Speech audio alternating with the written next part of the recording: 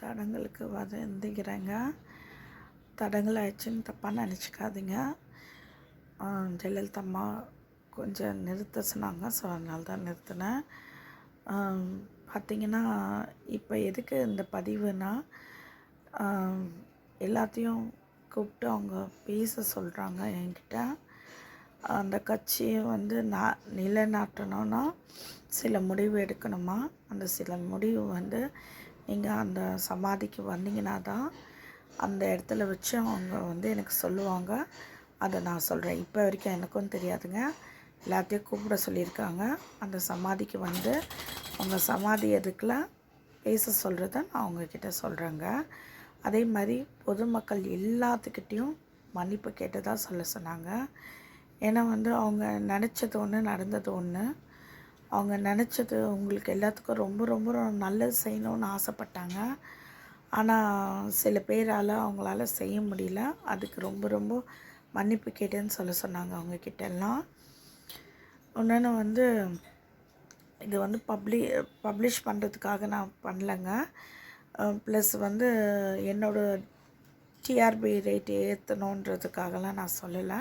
சத்தியமாக இல்லைங்க. இது அவங்க சொல்கிறாங்கன்றதுக்காக நான் சொல்கிறேன். நானும் நிறைய இடத்துல தேடி பார்த்தேன். யார் யார் மூலிமா பேசலான்னு பார்த்தேன்.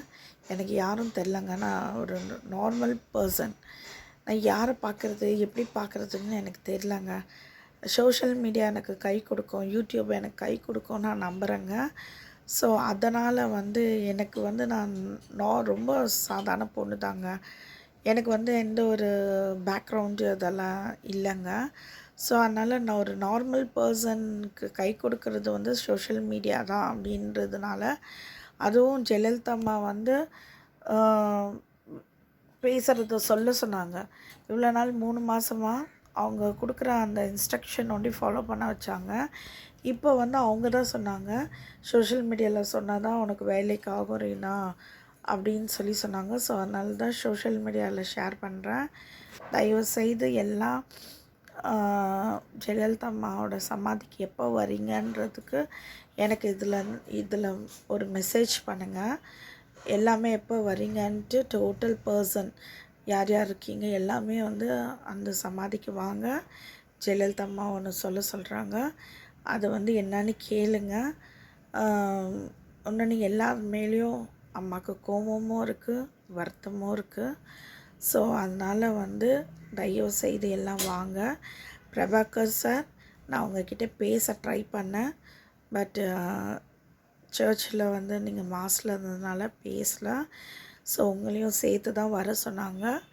உங்கள்கிட்டையும் பேசணுமா, வர சொல்லியிருக்காங்க பிரபாகர் சார். வாங்க. அப்புறம் உங்களோட இனிஷியலோடு எனக்கு தெரியல, மறந்துட்டேன். அதனால் பிரபாகர் ஹால்ஸ் ரோட் சர்ச்சுக்கு நீங்கள் வருவீங்க இல்லையா, ஃபாத்திமா சர்ச்சுக்கு நீங்கள் வருவீங்க இல்லையா. ஸோ அந்த பிரபாகர் சார் தான். வாங்க, நீங்களும் வாங்க, எல்லாமே வாங்க. பேசணும். கொஞ்சம் முடிவு எடுக்க சொல்லியிருக்காங்க. அந்த முடிவு எடுக்க வைக்கிறதுக்காக தான் மெயினாக வர சொல்லியிருக்கேன்.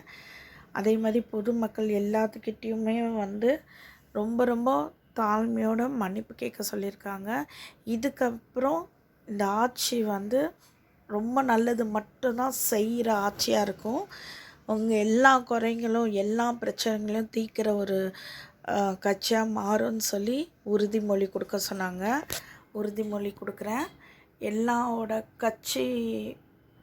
இந்த கட்சி கண்டிப்பாக நல்லது மட்டும் செய்கிற கட்சியாக மாறும். அவங்க உறுதிமொழி கொடுக்க சொன்னாங்க, கொடுத்துட்டேன். வாங்க, தயவுசெய்து வாங்க. எல்லாமே என்னன்னு பேசலாம். வாங்க. ஜெயலலிதா அம்மா மூலிமா சிலர் சொல்லுவாங்க, என்னன்னு கேட்டுக்கோங்க. நன்றி, வணக்கம்.